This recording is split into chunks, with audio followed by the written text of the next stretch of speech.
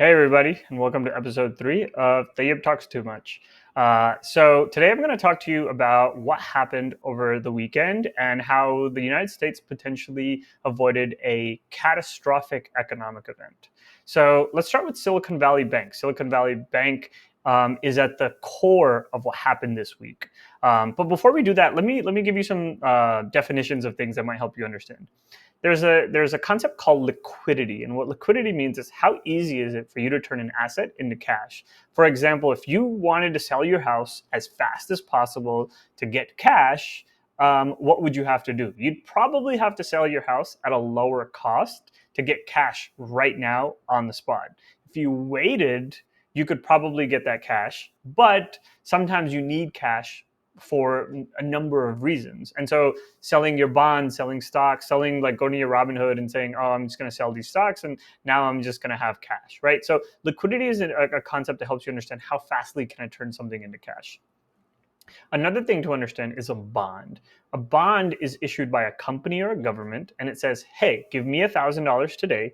I will give you $1,000 at a future date plus an interest, right? I'll give you 2% so that's what a bond is. A bond is just a company raising some money today and then paying back with interest. Whatever the interest is depends on the company and the government. So Silicon Valley Bank, back to this. Silicon Valley Bank banks almost 50% of all tech startups. So it is a very critical, very crucial part of the tech ecosystem.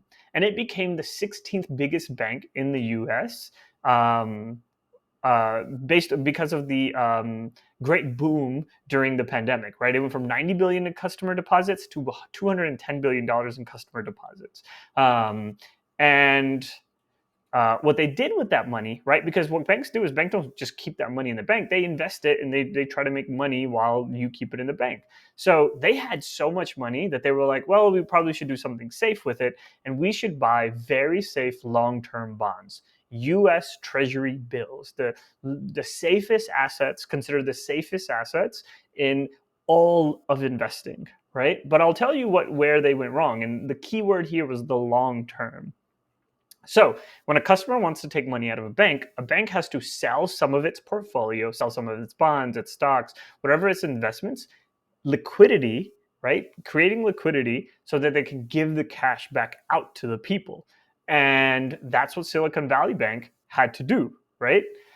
And so here's the interesting thing. So the Federal Reserve that sets the rate on the U.S. Treasury bills has been increasing the rate at a very steep pace. If you look at that chart, we have gone from 0% interest rate to 4.5 interest rate in a very short period of time. What does that mean? It means the brand new iPhone just dropped, and your old iPhone is now cheap. No one wants to buy your old iPhone. So what do you have to do? You have to decrease the cost at which you're willing to sell your treasury bills, because I can just go get a 4% treasury bill. Why would I want your 1.5% treasury bill? So what Silicon Valley Bank has to do is sell those 1.5% treasury bills at a steep discount. And unfortunately, what happened on Thursday is that people realized, hey, this is going to happen.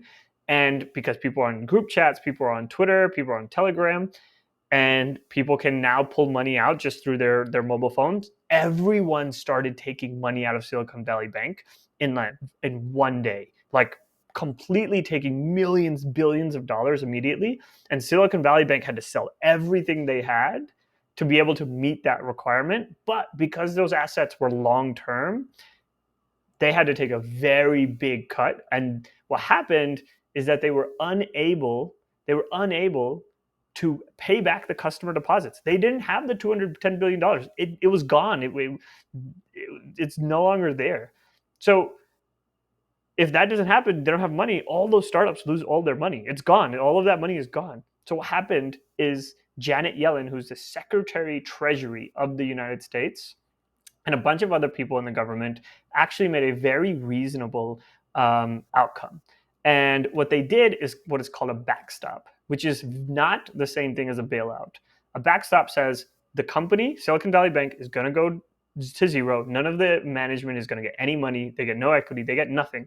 But the people who put money in the bank actually get their money, and they can get it from us, the FDIC, the Federal Depositors Insurance Corporation, which says, hey, you're guaranteed to 250K. But in this instance, they said you can go as high as you want. We'll make sure you get your money back. And that means these tech startups don't have to go out of business, which saves tens of thousands of jobs. And it prevents a massive run on other banks. It prevented a huge catastrophe over the weekend and was actually a brilliant execution by the government. So, I'm sure you guys have lots of questions. This is all I can kind of squeeze in. So if you have questions, leave them below and I will get back to you. I will try to make the next video about try to filling in some of the gaps that I mentioned here. Thank you.